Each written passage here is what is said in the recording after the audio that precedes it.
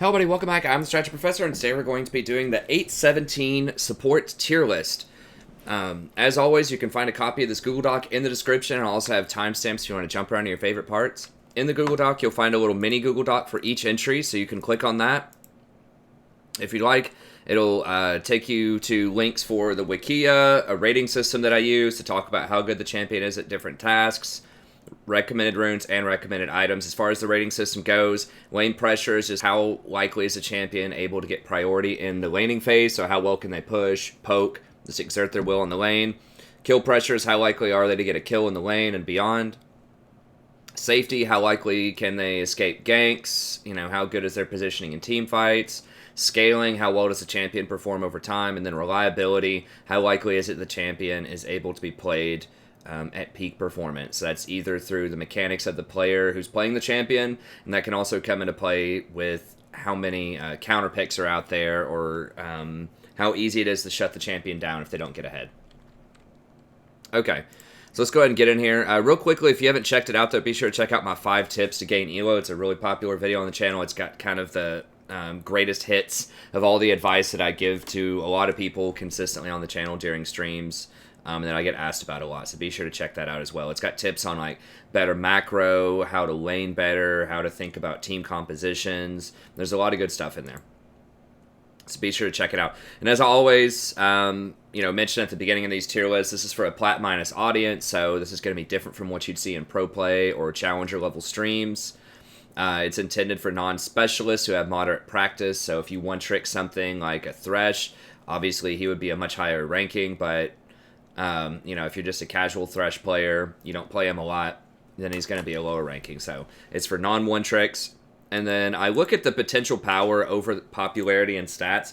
Popularity and stats do play into, obviously how strong a champion is in a given meta. But you have to remember that especially when a new champ comes out, those stats are backward-looking, not forward-looking. So those stats can't tell you how the changes in a patch and in an evolving meta are going to affect a champion moving forward. So I try to be forward-looking and talk about things that might be undervalued or things that might be up and coming that a lot of people just haven't done enough to show up in the stats. So let's go ahead and get started.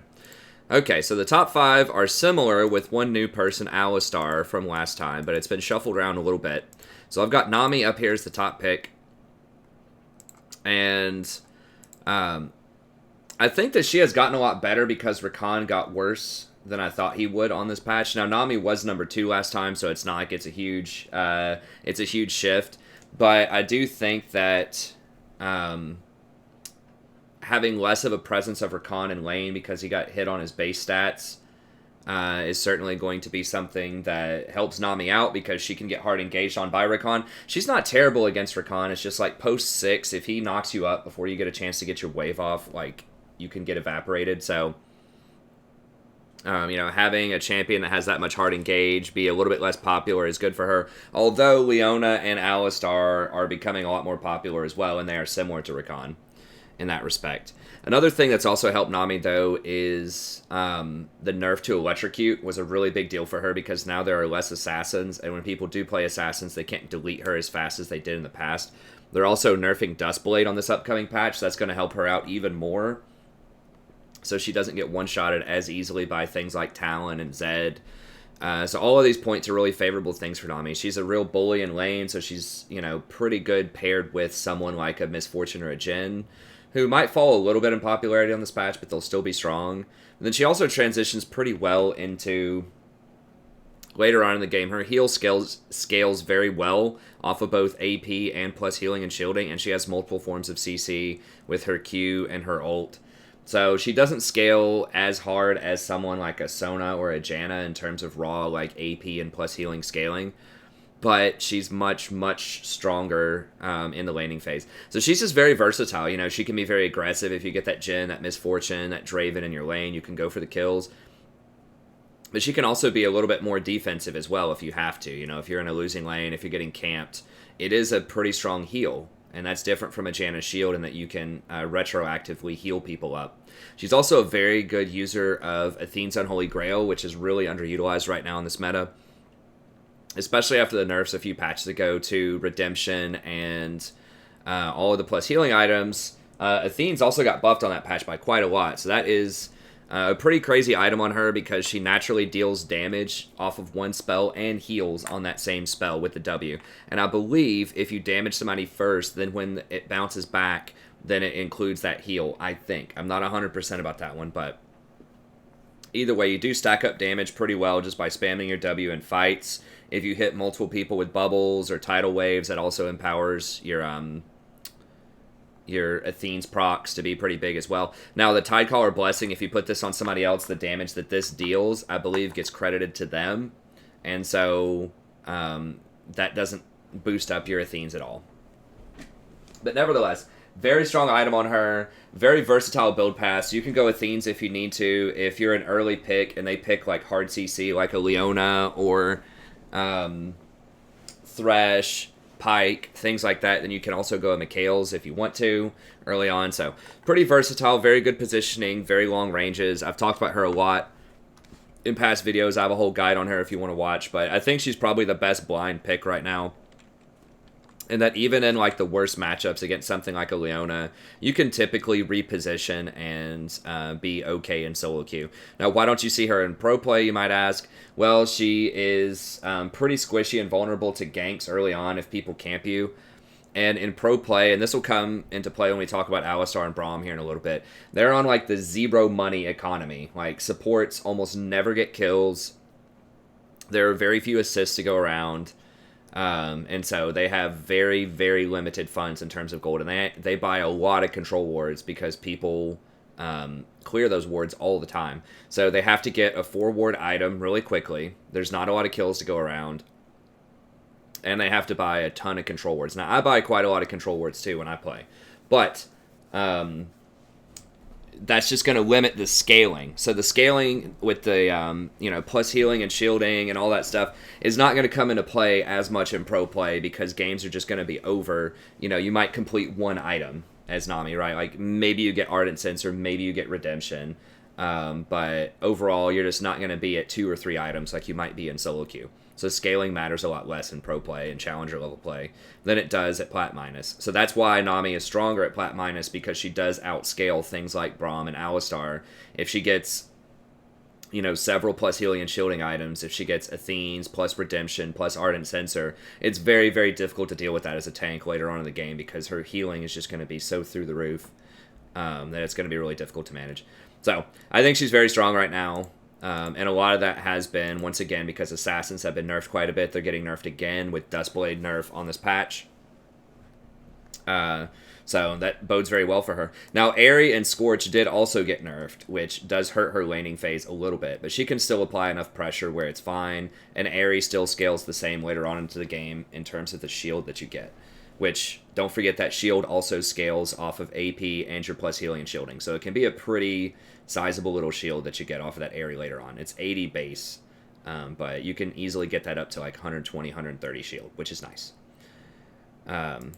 Now, as far as Scorch goes, I have had some people suggest, well, could you do like Gathering Storm or something like that? You could. You're going to give up a little bit of early pressure if you do, if you think you're just going to lose lane and you're just going to kind of be on healing duty a lot, if they have Draven Leona and you have Ezreal, Nami, like maybe you could consider Absolute Focus, but Scorch, you can still apply that fairly frequently, and it still does a decent little tick of damage, so I would probably stick with Scorch most of the time. And then Bone Plating Chrysalis is the safe option. You can also get Revitalize if you think that they don't have much all-in pressure early on, so if you have a heavy dominant lane, you can get Revitalize, and that helps out a lot with your Athene's procs, your Redemption, your W. It's a very, very strong rune if you can get away with it. It also even helps you heal up for small trades in lane because when your W bounces back to you, it's going to get that extra healing. So that's pretty nice. And then just Ionian, Athene's, Ardent, Redemption. Like I said, it's kind of versatile what she can get. I think that Athene's is what I would rush most of the time on her if you can get away with it because it gives you the early aggression by being able to get a spellbook and apply pressure to the lane, an amp tome that is.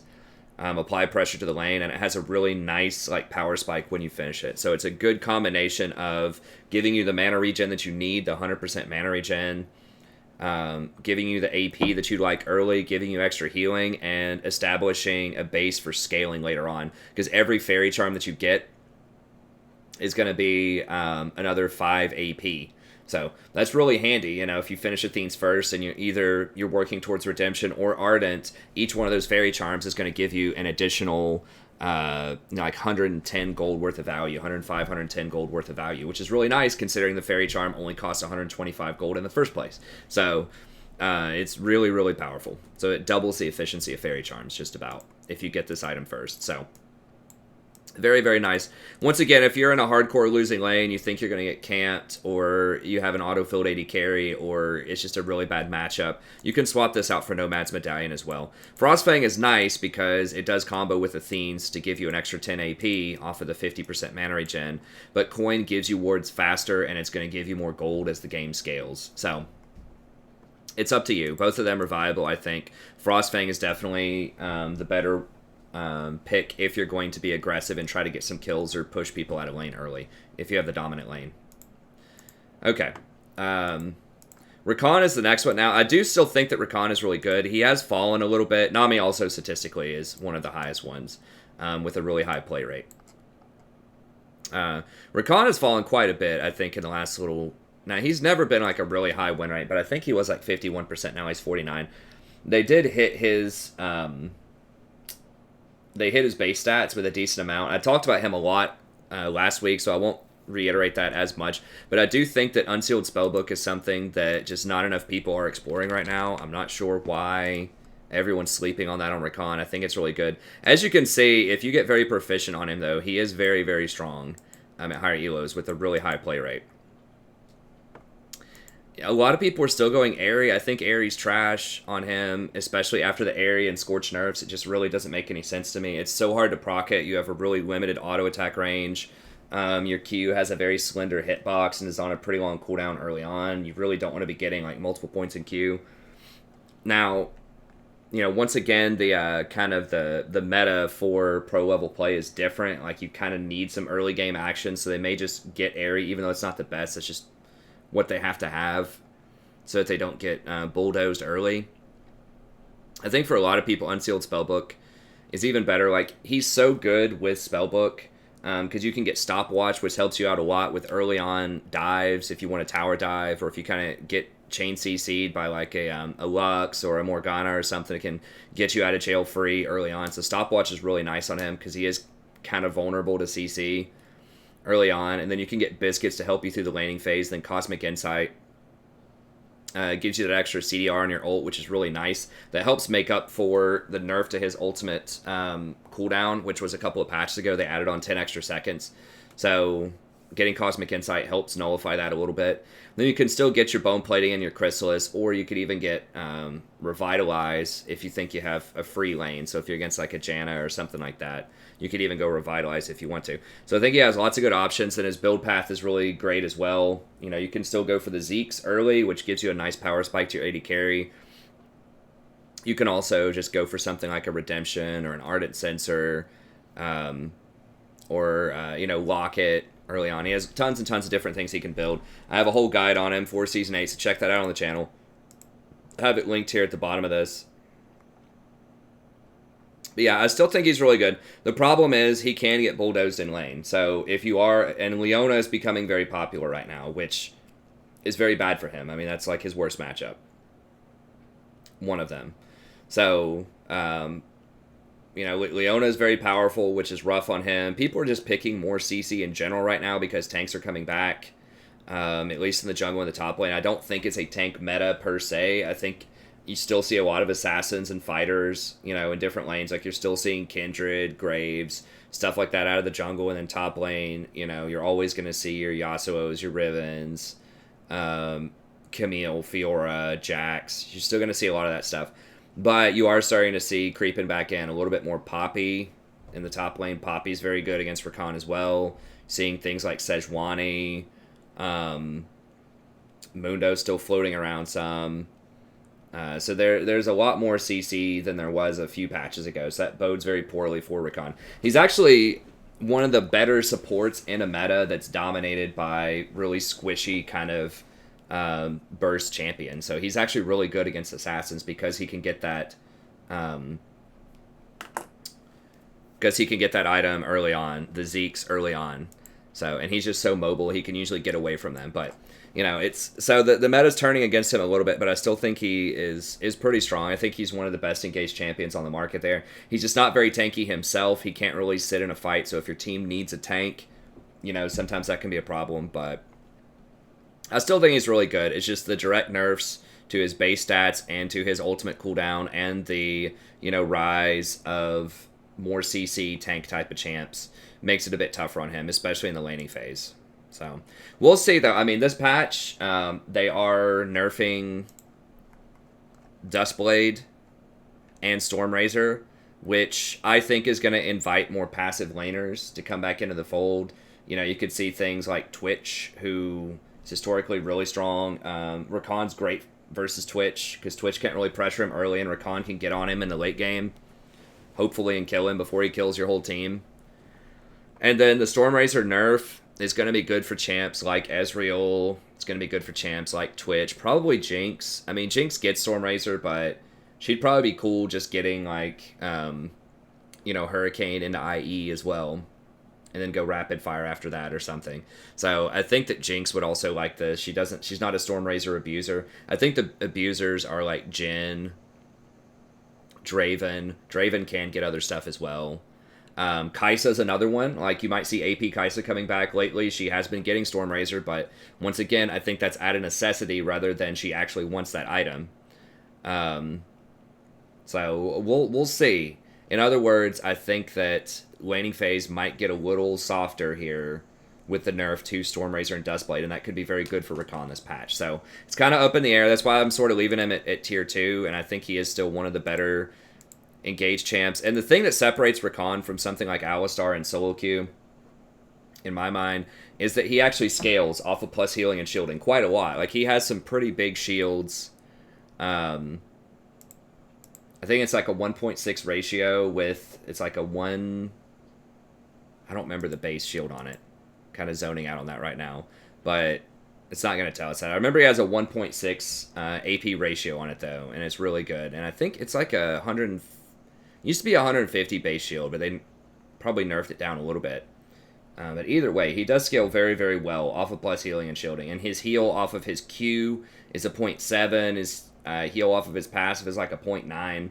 So he does very, very well. If he can afford to get something like a Redemption or an Ardent Censer later, he does scale really well into the game. Unlike something like Alistar, who is just kind of going to build some tank items and not really, like, scale that well. You know, he's always going to be able to engage, but he's not going to have that raw power that someone like Rakan could have later on in terms of stats. So that's why he's still up a little bit in my mind. Okay, Janna is still, I still have her really highly rated right now. I think that's going to improve. Similar reasons to why I think Rakan is still going to be good up here. Bad in the laning phase, but actually pretty decent against Leona. Is very popular. Pretty good in a tank meta overall, because she's very good at disengaging tanks that want to engage onto you. And the shield becomes a lot more effective, and this is true on Rakan or any plus healing and shielding champion, becomes a lot more effective on champions that have higher resistances, because the shield scales with resistances. I talk about all the time.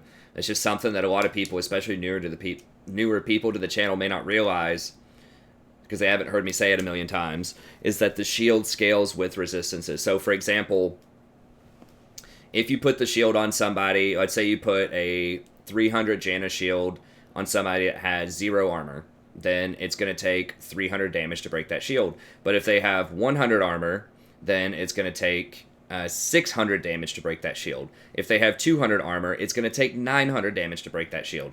So that's why she scales extremely well with tanks, and most enchanters are very, very good in a tank meta because of the way the resistances work. Heals are the same way on like Nami or Sona. You know, if you heal somebody for 300, they're going to have to damage that person through the resistances. They're going to have to cut through that armor and magic resist to do that damage again.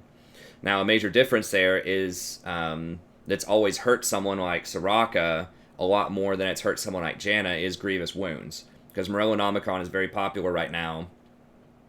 And Mortal Reminder is pretty popular too as a later game item on 80 carries.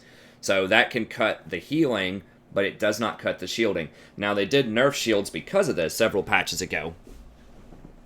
But most of the time, like, Janna's shield is going to break anyways, fairly early on into a fight, so she's just very, very good. You know, with high scaling champs, she'd be great with a Kai'Sa. She's great with Jinx, Twitch. I think we're moving back into a hyper scaling AD carry type of meta where we're going to have tanks and tank breakers. And I think Jinx, Twitch, maybe Tristana comes back in, Kai'Sa. And Janna's very, very good with those champions. Historically, the only thing that's really wrong with Janna, two things. One, she can't start fights, so you need someone else on your team to start fights. But now that we're getting more of these engaged tanks coming in, it's not as much of a problem a lot of the time. And then two, she has a really bad laning phase. And they have accentuated that with the nerfs to her over time by making her shield an 18-second cooldown at level 1, which is astronomical for just a basic shield. But, you know, if you start leveling up your shield again, which is starting to make more and more sense to level that first instead of W because they just nerfed Aerie and Scorch, then she hits her power spike and gets really, really strong around level 9. So you have to survive the laning phase, but if you can do that, then you can pretty much just win the game on stats. Don't forget that she also gives 40 AD, which is very, very strong, especially on critical strike champions, because that AD can critical strike. You know, if you crit somebody with a 40 AD shield, then it's going to do 80. Right? Versus like these on-hit champions like Kog'Maw or Varus, you know, they're okay with Janna, but the problem is that on-hit stuff doesn't really benefit as much off of AD. Yeah, you get the extra like damage on your autos, but it can't crit. So really, Janna is going to perform best in a meta where crit is coming back into the fold. And I think that crit has already been back for a little while, but I think that this nerf to like Duskblade is going to make crit champions even better. And the fact that Duskblade, Stormrazor, Scorch, Aerie just got nerfed, Electrocute just got nerfed, Janna loves it. She absolutely loves it. So, I think to definitely keep an eye on her. I think a lot of tier lists are sleeping on her right now. She doesn't have a huge win rate. It's only 50%. It's improving, though. It's 50.7. It was like 48 a couple of patches ago. She can still get beaten up early on by Sona and Nami. But I think a lot of that has more to do with the types of AD carries that are being played. You know, as I just explained, she's not going to be good with champions that don't get as much crit. So she's not going to be as good with something like a Misfortune, or she's still okay with like Jhin, but she's certainly not good against Jhin and Misfortune because those champions do a lot of early game damage, and now they're going to be doing less. So I think that's really what's been holding her back more than anything, is that we've got this huge damage AD carries that have been in the meta early. Now, if she's squaring off against something like a Kai'Sa or a Twitch or something like that, she's going to have time to scale. She can't engage on those champions, which is a problem, but I think that there's definitely a place for that in this meta if you get some more of those hyperscalers on your team. So keep an eye on Janna. I think she's going to be really strong. Okay, Pyke. I talked about Pyke last time. He is gaining quite a bit of popularity in solo queue. People are kind of figuring out how to build him, how to play him a little bit better. I get asked about why tank Pyke all the time. As you can see, like, everybody goes tank Pyke. The secondary is kind of up for grabs, but you know, the primary rune and then the primary itemization is pretty well established by this point. The reason that you go tank items on Pyke and tank itemization is because of his passive. So his passive heals you, and I don't know if it's going to let us see Pyke or not. This website's been kind of squirrely the last month or so. But his passive heals him for a ton, and the way that you end up trading with Pyke when you go in and engage is typically you'll hook somebody, you'll go in with your E to try to stun them, and then you're sort of out of cooldowns at that point. You can use your W to try to run back out, but you can't use this to go in and to get out. So it's different than Rakan. He's going to have to stay in combat for a little bit, and he's fairly squishy. So the way you can get around that is you go Aftershock, which gives you that immediate infusion of armor and magic resist, and then you can go invisible with Ghostwater Dive and run away outside of combat. And then once you run out, so you go in, you engage with your hook, your E, and auto attack them a few times if you need, and then you can run back out with your Ghost Water, W, you'll be invisible, it'll heal you up. It's shocking how much it heals you. It's a ton. It'll heal you up, and then you just go right back in and hook him again, Phantom Undertow again. So you do lose some damage. He does have nice AP rate or AD ratios. You know, he's got 100% on his E. I guess he's only got like 60% on this. He doesn't have any AD ratios on his passive, I don't think, based on bonus attack damage. Is max. Okay, I guess his gray health does scale a little bit on it. But like he just has kind of longer cooldowns, so you can't just spam a lot of damage stuff. He's really built more to be like a CC chain type of champion. And then he has this execute here, which does have really nice scaling, bonus AD, but it scales mostly based on level. Like you're going to get a lot more off your levels than off of your AD that you have. So it is pretty nice, but like the premise behind it is you're working around this passive, which just heals for a ludicrous amount. So that's why, is that you just hook, you go in with your E, you trigger Aftershock, you land a couple of autos, you W, you go back out, you heal back up to full, you go back in with your Q, your E, and you just keep chain CCing them like that. And then you get kind of these support tank items. Now, one item that has been very popular on him is Frozen Heart. This is a little bit curious because you just don't see this item anymore. This was a go-to item like 3 or 4 years ago, but in the kind of the modern day of like Locket and Knight's Vow and things like that for tanks, Zeke's, you just don't see it that often. But on Pyke, it actually makes quite a bit of sense in that health doesn't make him tankier. So it's important to recognize that. It gives him AD, but it does not make him tankier. Because of his passive, it converts all of the health over to AD. And they were doing that specifically as a design decision to try to not get people to go tank Pyke.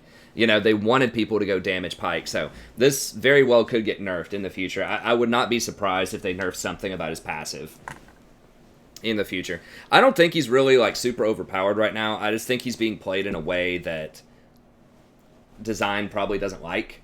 He's being played like Thresh 2.0, kind of. Like Thresh with an execute.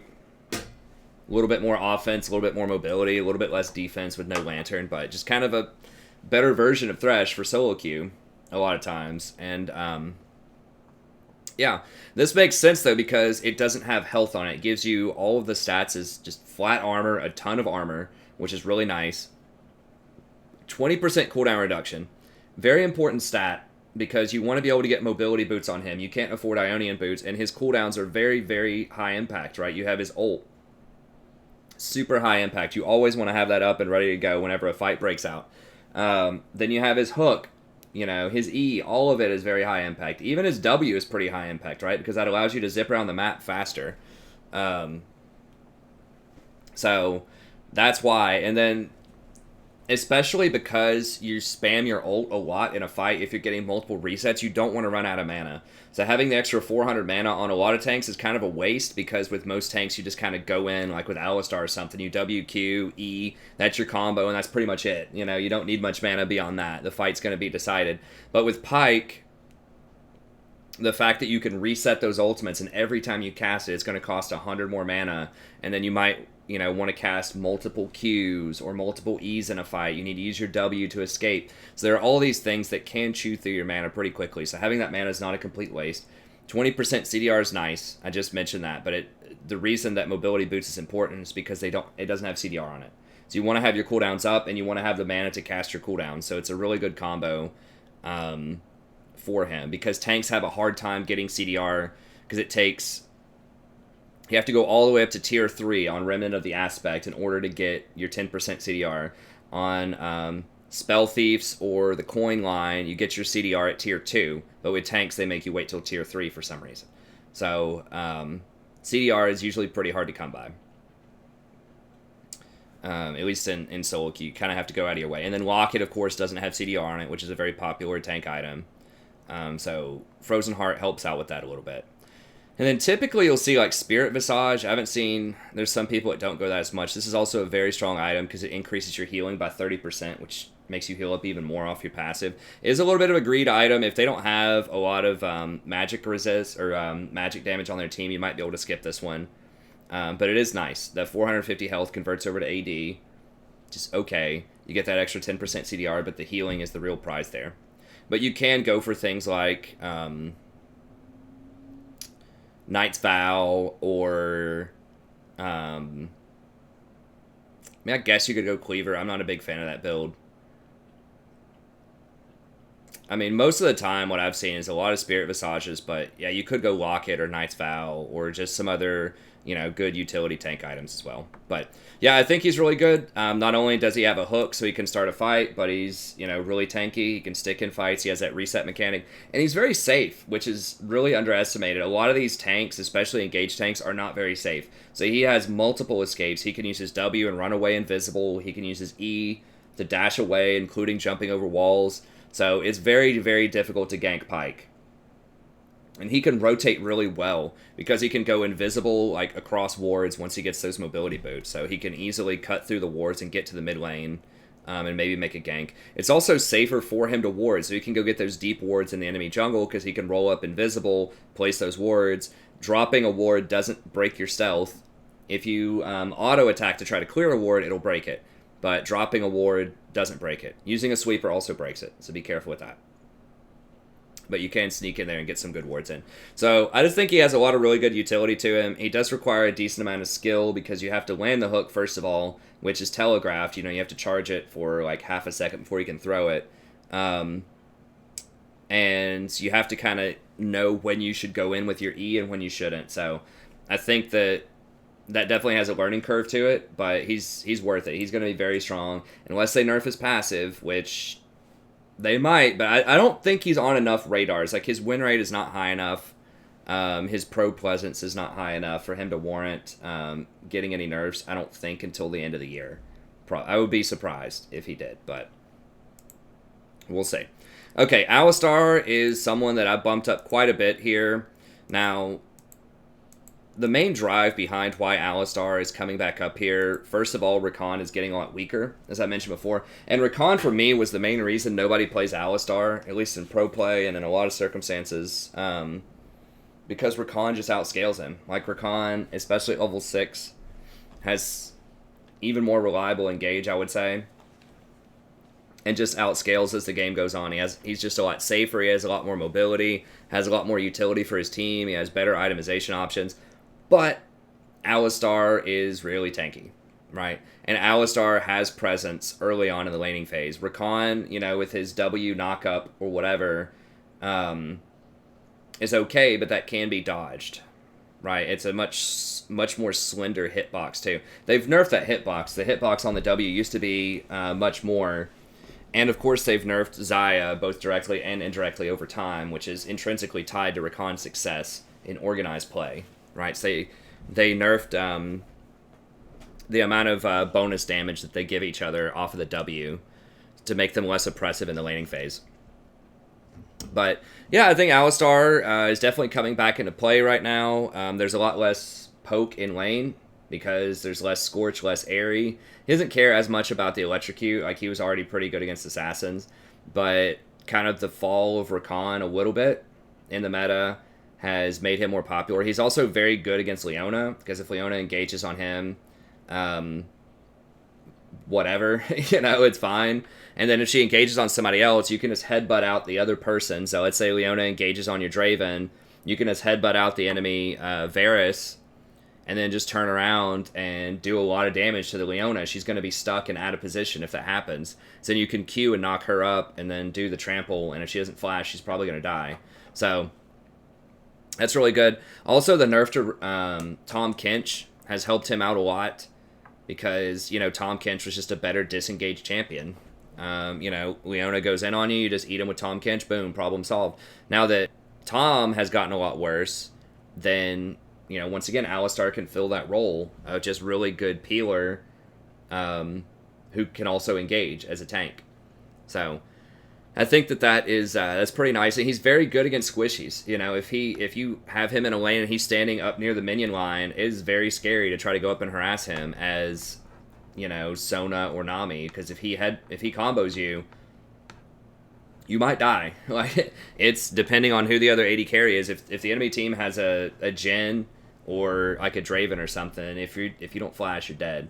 So he's very, very scary early on. He roams really well with mobility boots, and he also he has peel.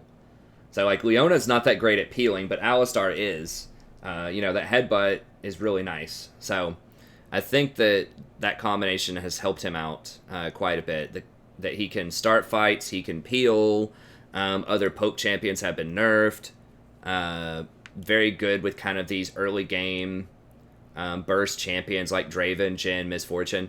Now, we'll see how it goes. He could protect things like Jinx and Twitch a little bit, but he doesn't give them the same kind of raw power that someone like a Janna would.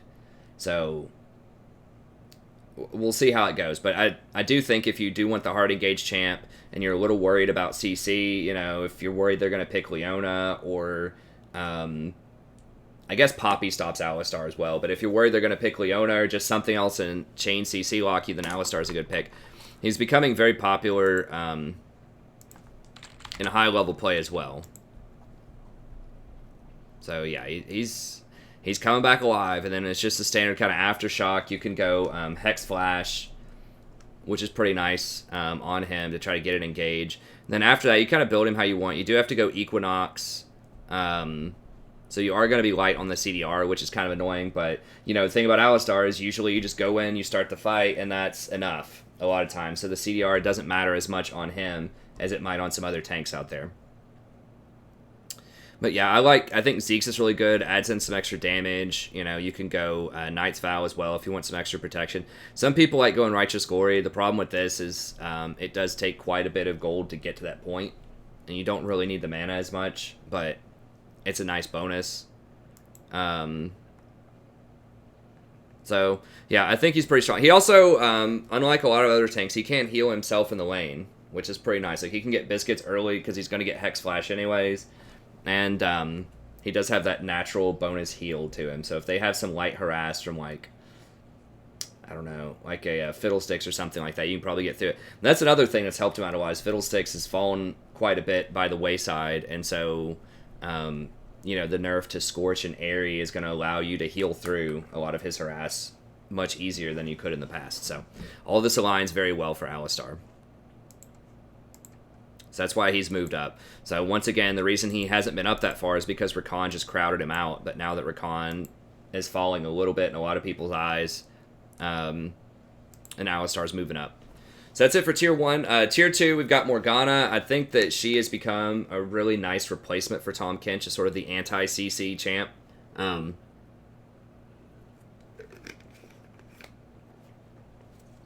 Black Shield, obviously really strong. I do think that a build that a lot of people aren't going on her is Unsealed Spellbook. Build can be really good. They just nerfed Airy and Scorch. She's not poking anybody out of lane with Airy, let's be honest. Like, she's just not. You just put your little W on them. It does a minor amount of damage, and then they just go about their day. Now, they also increased the mana cost on W as well, so you can't spam it as much as you used to. And they lowered her regeneration, her mana regeneration. So she can't just, like, AFK push the lane like she used to, which is why she's dropped out of, like, S tier for a lot of people, because they changed that. They didn't change her Black Shield or her bind time, but they did change sort of her early game, like, free pressure that she gets. But she's still really good. If they have a lot of CC and you're trying to protect a high-priority target, she plays very well with Assassins. So if you do have something like a LeBlanc or a Fizz, something like that on your team, Katarina, even something like a Twitch, right? Or a Jinx, just something where if they don't CC it, that champion's going to blow up the whole team. She can still be really good. Now, I like Unsealed on her, partially because Airy Scorch just feels really bad to me, and the Celerity nerf just feels bad. And so this will allow you, if you want to try to make teleport plays, it'll allow you to have more like heal, exhaust, ignite, cleanse.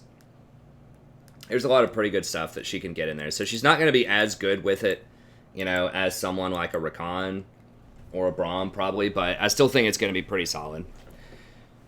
And then you can still go Biscuits and Cosmic Insight, so it gives you more CDR on stuff, gives you some healing, a little extra mana to get you through the laning phase.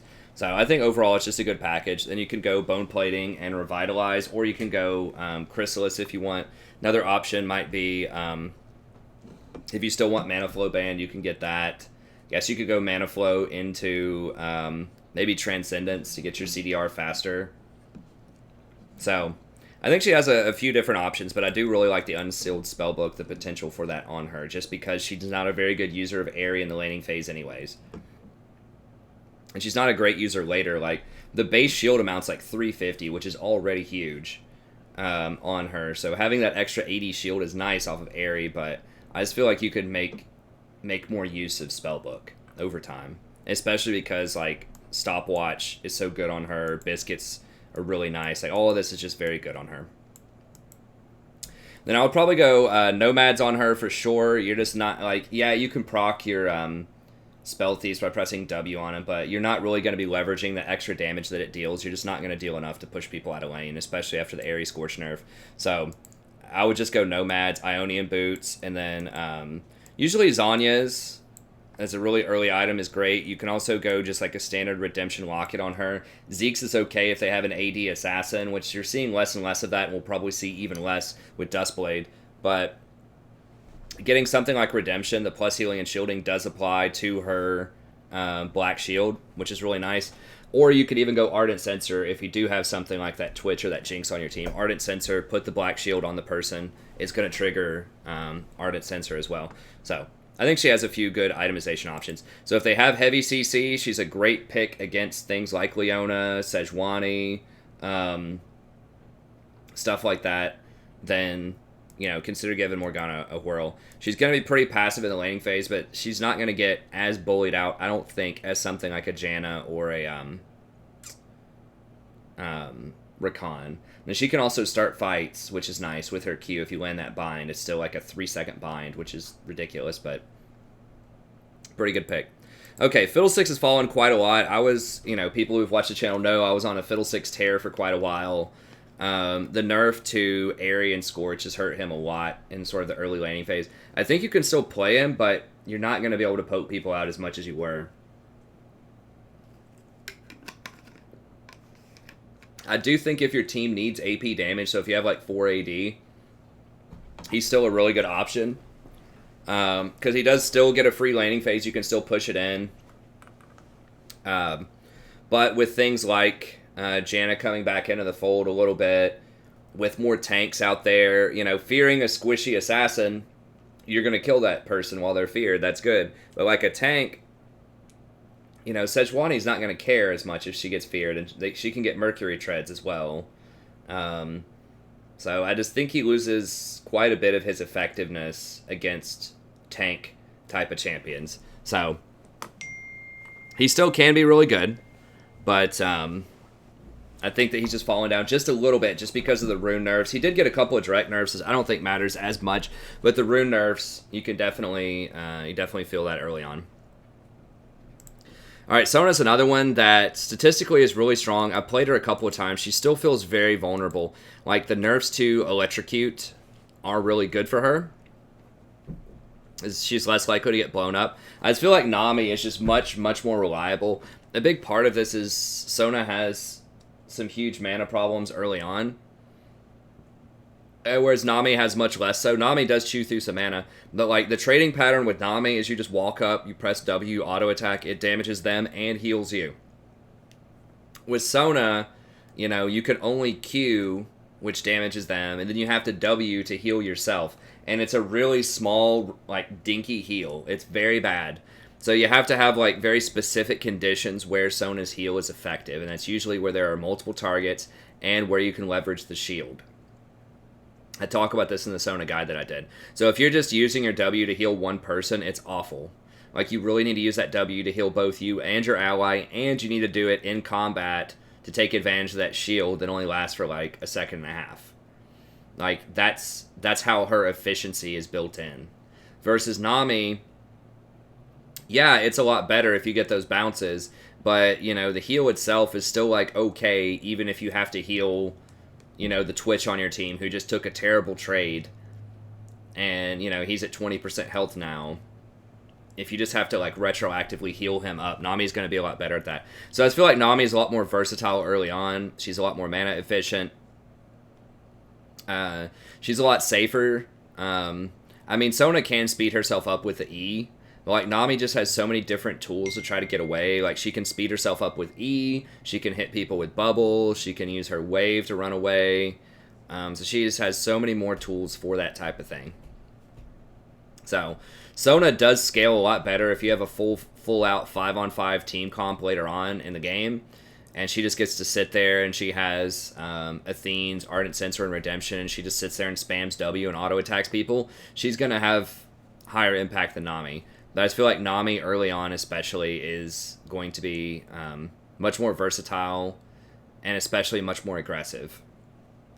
She has an aggressive option to her that's better, you know, if you have someone like a Janna or a Draven on your team. So I would just prefer to play Nami most of the time, but, like, for the really high scaling kind of comp, then Sona might be better, but Nami still scales pretty well too. So I'd probably just go with Nami in a lot of situations. I just think she's a lot more versatile than Sona, but, you know, Sona can definitely win and is going to scale a lot harder.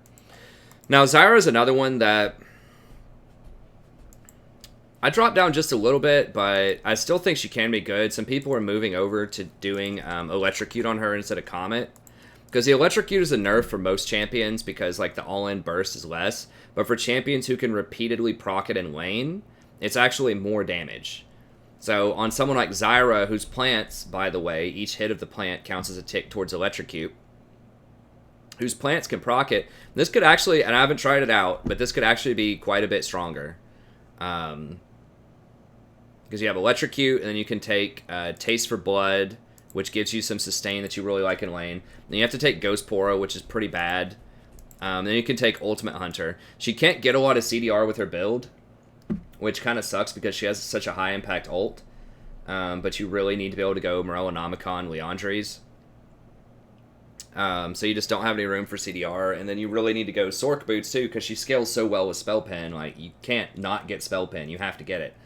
So having that extra cooldown on your ult seems really nice. Other people, you could get the mobility one. There's a lot of the hunters that could potentially be pretty good for you, but I think that could be pretty strong, you know, just Electrocute, Taste of Blood, and then you can still get Mana Flow and Scorch. So Mana Flow, she has 15 base mana regen, which is crazy, so she can already spam her plants a lot, but getting that extra Scorch damage is pretty nice too. So once again, they did nerf Scorch, but it's still 10 damage every time you trigger it. So Electrocute plus Scorch plus Frost Fang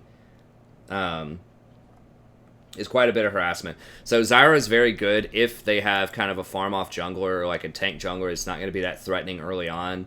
Then she can be really solid, and especially against immobile champions. So if you start seeing the Twitch, you start seeing the Jinx, stuff like that come up, she can really bully those champions hardcore early on. Like, she's a lot worse against things like Ezreal or Lucian, who can, like, you know, dash and, like, dodge your plants really easily. But against, like, the Jinxes and the Twitches of the world, you know, she can be very, very strong. So she wins almost every lane if you're good with Zyra. It's just the problem of, like, okay, can you transition the mid game and close the game out?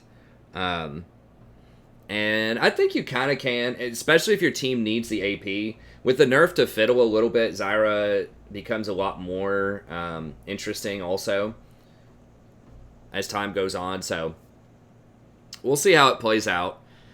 She's very good against tanks, so she hates assassins. So if we start seeing more tanks, she'll love that. So if people stop playing, LeBlanc is still very popular, but like less Fizzes, less LeBlancs, and we start seeing more Gallios or something like that in the mid lane, then she's going to like that a lot. We already have kind of transitioned away from like the Kha'Zixes and stuff like that, and we're starting to see like Kindred and Graves and things like that, and she's a lot better against those type of champions than she is against like Kha'Zix, Rengar type of champs. Although Rengar is getting a very big buff on this patch as well, so that's pretty bad news for her. So we'll see how it shakes out. Wukong has been nerfed several times, which is good for her, but the Rengar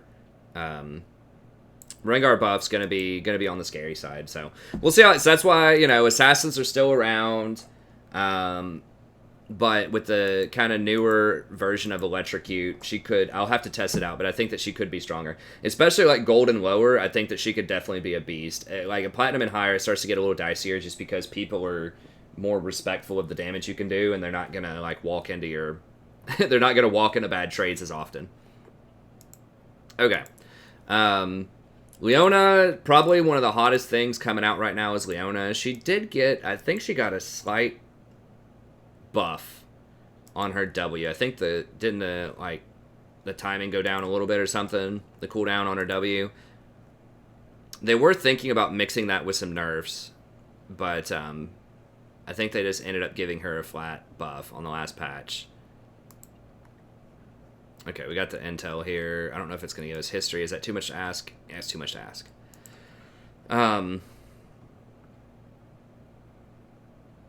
Yeah, I think what they did was lower the cooldown. Either way, so why Leona is becoming a lot more popular now.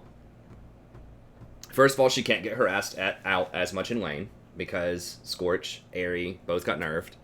Tom Kench is also disappearing out of the meta a little bit, especially in lower brackets because of that nerf to his W. And he was one of the main, like, the hardest counter in the game to her. So that's helpful. Morgana's also fallen out of the meta a little bit, but she's still around.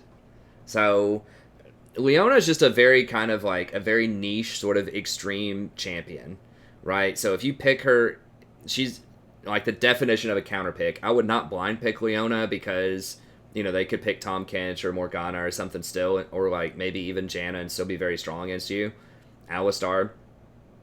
But she's very good against a lot of the top picks. So she's very good against things like Janna. Well, I know I just said Janna's good against her. That's kind of a skill matchup. It's tough. But like Nami, Sona, who are both the most popular champs right now, she's very good against these squishy type of champions. She's very good against Rakan. So like Rakan, Sona, Nami, all of these aren't that great. She can be good against Zyra or Brand. That's kind of a skill matchup.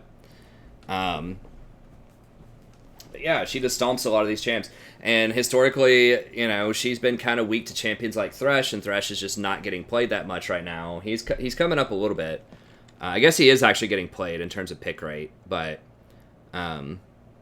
we'll see. I think it's just a good overall meta for her. And Aftershock is a very strong rune right now, so they've nerfed a lot of the other runes. So she's just shown up as just a really nice sort of hard engaged champ that counters enchanters pretty well. So have her a bit lower because I think Alistar is slightly better in that regard. I think his engage is just more reliable. I think that he's tankier. But she can engage from a longer distance with her ult. So I think she does more damage than Alistar. I'm not entirely sure about that. But overall, she's good. The problem is, like, if the enemy jungler, like, camps you, like, she's very easy to counter gank. If your team falls behind, it's really bad. So there's, like, no comeback with Leona a lot of the times. If you go in, you're going in. If your team loses the fight, you're going to die. If the jungler camps you and you don't have proper ward coverage, you're going to die. So she's very risky. But on the other hand, if you get ahead in a 2v2 lane and their jungler does not come down to help them, like, you just completely run over the lane and they can't do anything. So if you play, like, Leona Draven and you're up against, I don't know, Kaisa, Nami... you're probably, if you get a kill in there early on, you're just going to bulldoze them.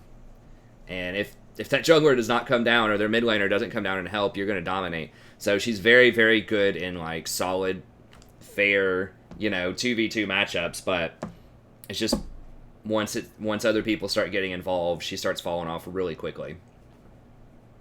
So I think she can be good. If you've wanted to play her, this is one of the best times in a long time to play her. So give her a whirl.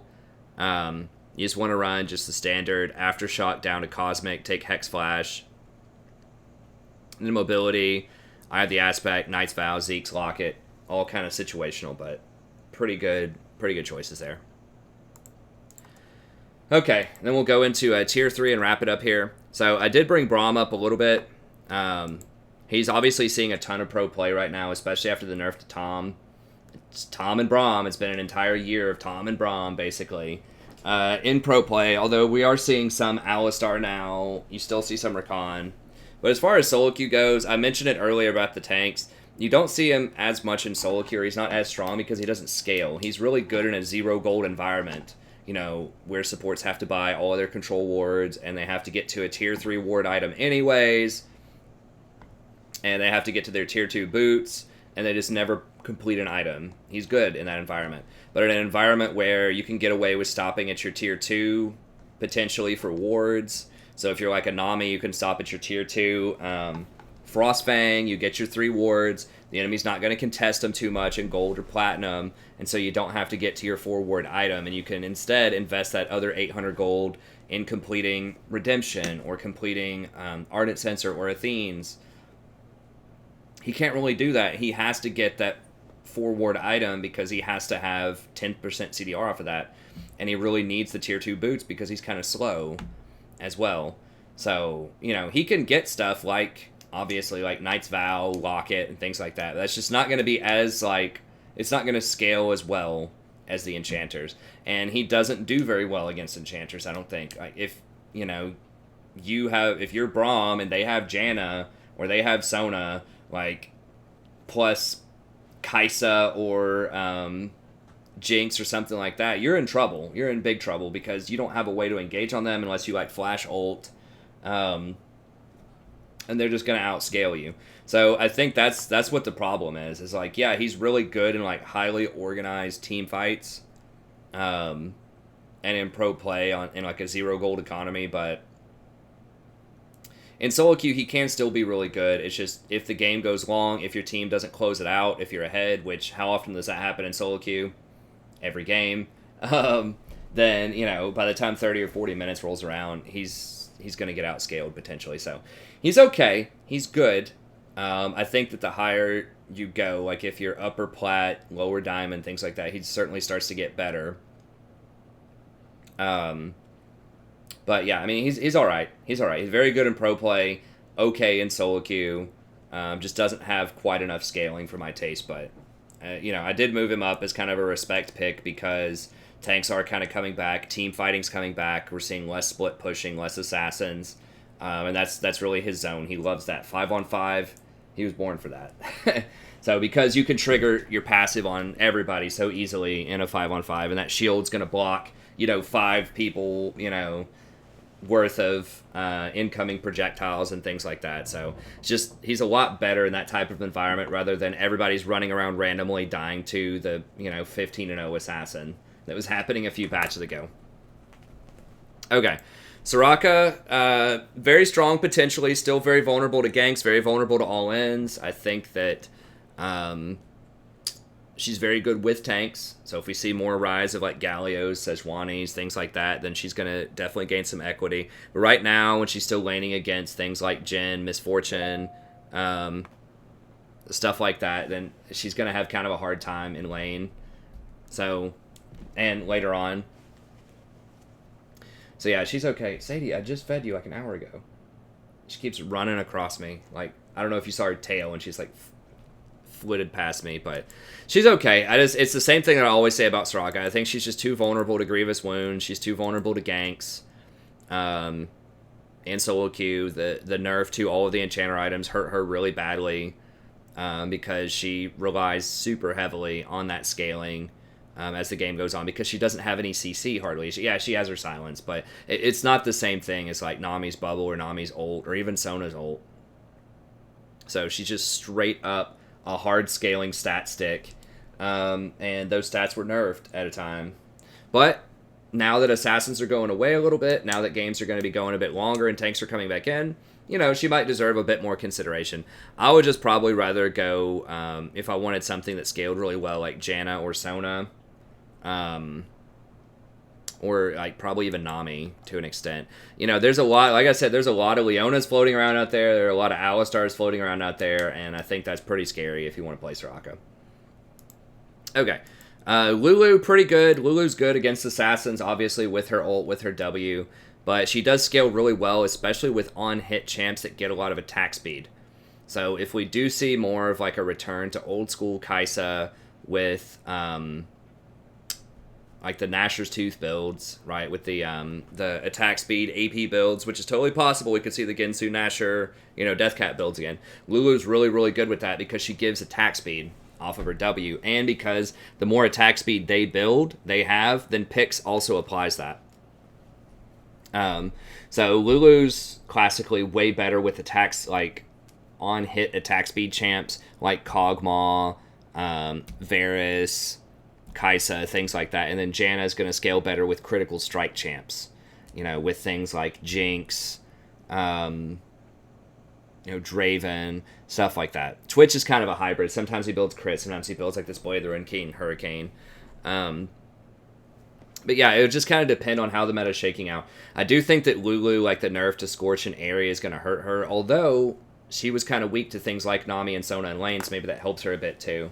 So we'll see. I mean, I think that she can be pretty good, but I think that some of that's going to depend on your AD carry, and to a lesser extent, like whether or not you're going to get ganked, how safe you need to be, and things like that. So and just like statistically, she's having a hard time. She's sort of hard to play correctly because it's difficult to know if you should polymorph somebody or whimsy or like what you should do in different situations. So I still think she can be good. She can be strong. I just think that some of these other champs are probably going to be a little bit better. If the enemy gets Mikhail's, it just like ruins your day. Or if they have a Quicksilver Sash and they do that to your polymorph, it's really bad. So she's all right. She can work. I might pick her in some circumstances, but I think a lot of the times I would probably rather, just have Nami, Janna, Sona, something like that. Okay, Brand.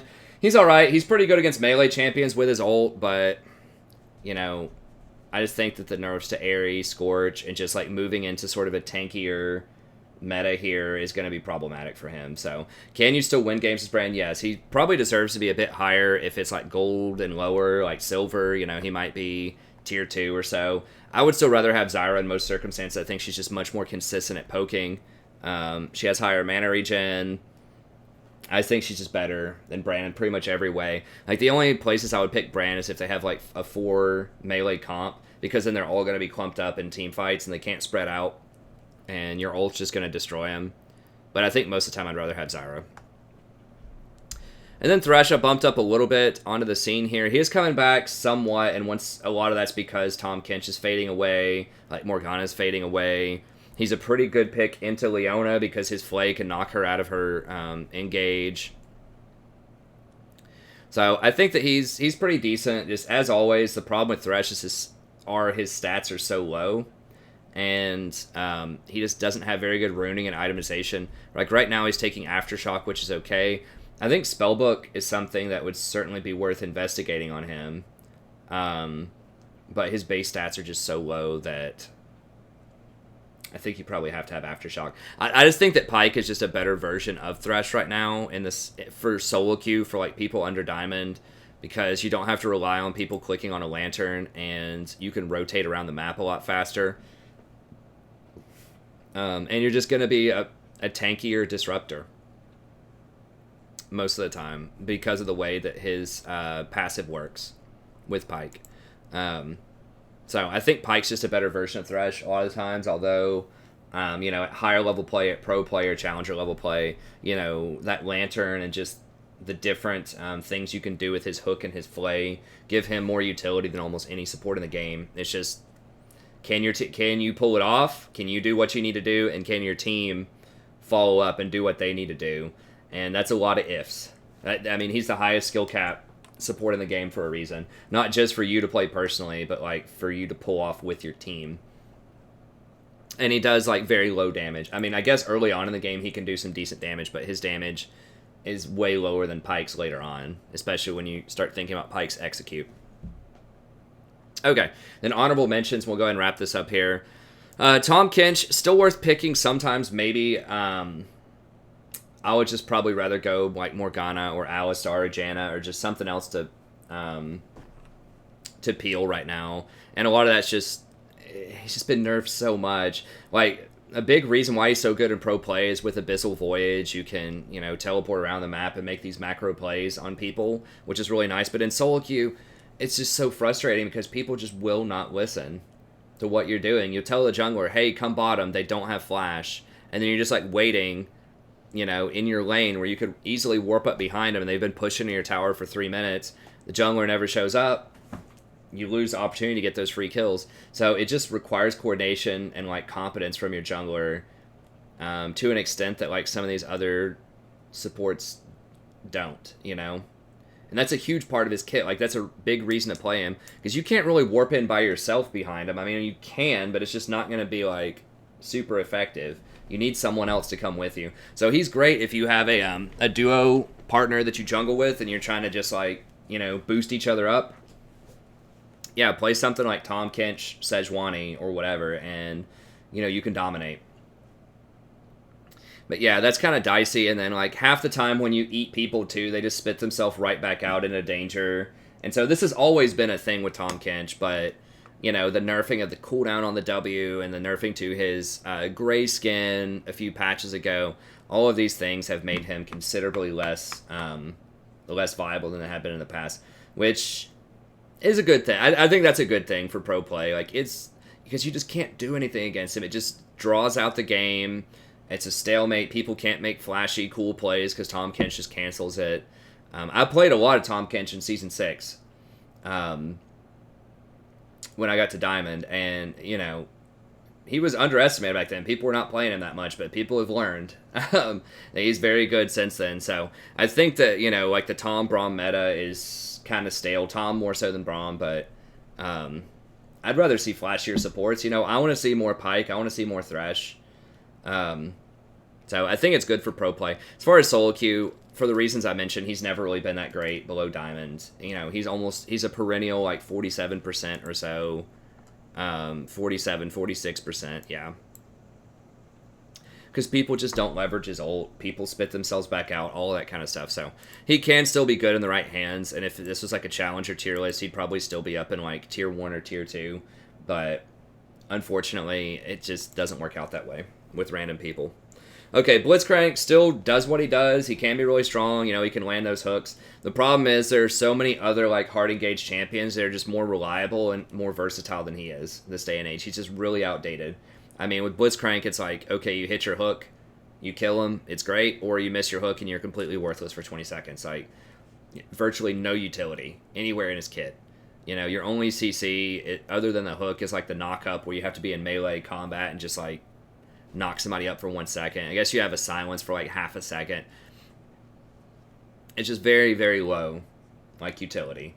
So, you know, I just think that things like Pyke, Thresh, Alistar, Rakan, all of these champs are going to be way better at hard engaging and, you know, being useful. Leona than Blitzcrank is. So, you know, if you're really good with him, if you're the god hand, if you always hit those hooks, it can be fine. Sadie, quit running across me. So yeah, that can be okay. Now, Bard is getting a pretty substantial buff on this patch, which is nice. I don't think it's going to quite be enough. I want Bard to be a thing. I want him to be good because he's a cool champion. Like, they're lowering the cooldown on his ult by 20 seconds, which is a big deal. I mean, maybe he deserves to be in like tier 3. But like, my issue with Bard is he has 500 attack range. That's the whole thing. Is like a lot of his entire kit is predicated on those meeps, right? You go collect these things, they empower your auto attacks, and you get to do cool stuff like extra damage, or you get to slow people, or it does like area of effect. But they haven't addressed that. I think he needs at least 525 range. I think if they gave him 525, it would be helpful. Just the problem is whenever you go in for a 500 auto attack range, you're going to get beat up by, a lot of times, you'll get beat up by the other 80 carry and support. And he doesn't really have that much poke. Like, he can use his Q and try to pin people and go for all ends, but like his E just is kind of worthless in the laning phase. It can help you escape.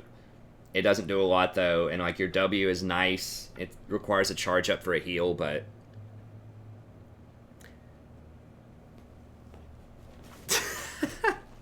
He's had so many... The cat's freaking out about this pin. She, like, likes it, but then sometimes she doesn't like it, right, Sadie? So, anyways, he'll be okay. We'll see. He's kind of like Thresh in that he doesn't really have great runes or items he can build because he doesn't have any scaling on anything in his kit, hardly. You know, the meeps are the scaling. So, he has like a couple of AP ratios. I think like his Q's it's like a 0.7 or something, but he just has a hard time with itemization. So I think people a lot of times will just get like just redemption lock-in on him because there's just not really a lot of other stuff to get. But they nerfed both those items a long time ago. So he's okay. I mean, he's alright. If you're good with him, you can definitely make him work. Like, I'm glad that they're allowing you to like use his ult more. I just wish I'd give him 25 range on his auto so he could actually like harass more in the laning phase. But he's alright. Karma, I get asked about Karma a lot. I think that she just her numbers are just too low. That's just it. Like, yeah, she can harass early, but so can Nami. You know, there are a lot of champions. So can Zyra. There are a lot of champions that can harass early, and just like her scaling is just not nearly what it used to be. Her utility is not nearly what it used to be because they nerfed her empowered shield so much. I think that was like 8 patches ago or so. They just completely just bulldozed her shield. So I would just rather play some of these other champions a lot more than her. I think like Sona's a really good analogy there, where you have good harassment, but you actually scale later on. I think that's borne out with the stats too. That yeah, Karma's like 48%, you know, and Sona's like 53. So once again, stats are forward looking or like backward looking. It's not forward looking, but I don't see anything in these patch notes that's going to change that pecking order significantly. It's like, yeah, the nerf to Duskblade and Stormrazor will probably actually make Sona even a little bit better, because I think that Karma is slightly better against assassins than Sona is, because she can at least speed herself away. She can empower like her W to heal herself, so I think that's going to help Sona even more in that kind of direct comparison. Nautilus, they either nerfed or buffed his W. I don't remember. He's just got too many problems. Like like his hook can't go through walls, which is a huge deal. So you can't get any of those like sneaky hook catches on people.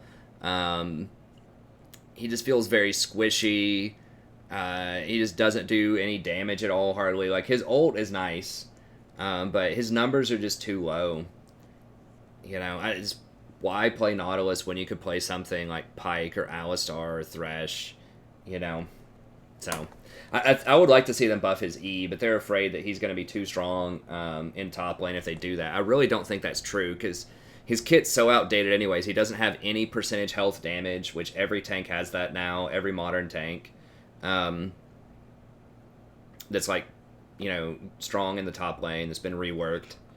And they're just like so afraid of his E having too much wave clear early on. Like, he was a dominant force for, you know, half a season back in like season 5 or something, but I think they could revisit him a little bit and like, you know, lower his mana cost a bit and probably be okay. But anyways, as it stands, he's just too weak compared to some other champs, I think.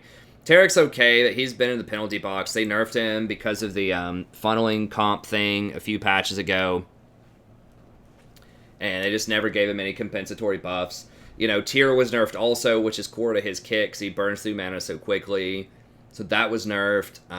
The damage on his E was almost completely gutted. They knocked like 50 damage off of that thing or something. It was gross. Unsealed Spellbook is not what it used to be back in his heyday. He was very good with that because he could abuse Flash really well. And they like nerfed the cooldown on his ult by like 20 seconds or something.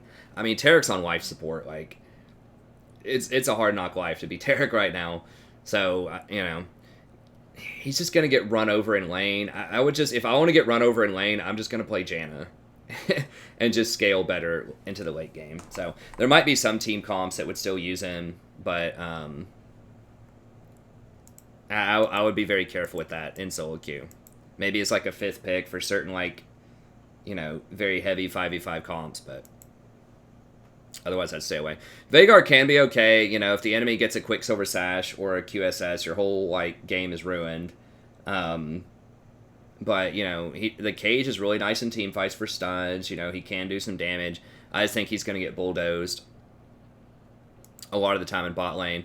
Vel'Koz, similar. He did get a buff, I think, to his Q, AP ratio. So he's like a decent counter pick against Brand and Zyra, but like people aren't playing Brand and Zyra right now. He's pretty good at breaking tanks because he does a lot of true damage. So, you know, he might be worth exploring. I haven't played him in a while, but, you know, he might be worth thinking about in terms of if you're planning on if your team just needs some more magic damage or something. But I'd probably still just rather have Zyra. But he does do a lot of true damage. I don't know. I'll have to experiment and see, but I just feel like probably not. Probably not. Zillion, I get asked about Zillion a lot. He's okay, you know, but like you have to land those double bombs. He's really mana hungry early. His itemization is pretty poor because he doesn't have any plus healing and shielding, but he doesn't like do enough AP damage to really warrant getting a lot of AP. So he's kind of stuck in this weird zone where he has to get probably like redemption, or you have to do something really funky like take I guess if you take Airy, then something like Ardent Sensor could work on him, because the shield off of Airy, when you speed somebody up, it'll shield them with Airy, and that can also give them the Ardent Sensor proc. You know, maybe he's alright in certain circumstances, but I just feel like there are just better options a lot of the time.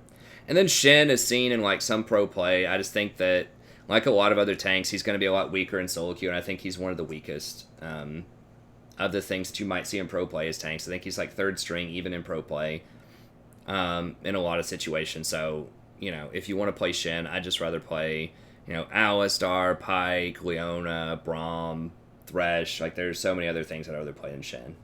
Like, I think they nerfed the cooldown on his ult, and, you know, he's just really dependent on positioning. Like, you have to use that Spirit's Refuge to block autos. Your AD carry has to stand in that, or whoever you're trying to block for. You have to land your taunts. You know, they took Banner of Command out of the game. So he's okay. I just feel like there are probably better options. He just doesn't use Zeke's very well, which is one of the better tank items. He doesn't use things like Frozen Heart. He's okay, but there are probably better choices out there. Okay, that's going to be it. Thank you very much. Hope you enjoyed this. Be sure to leave a like and subscribe if you haven't done that as well, especially if you watch a ton of different videos on this channel. You'll want to make sure that you're supporting and supporting the supports out there. And I'll see you next time. Have a great day.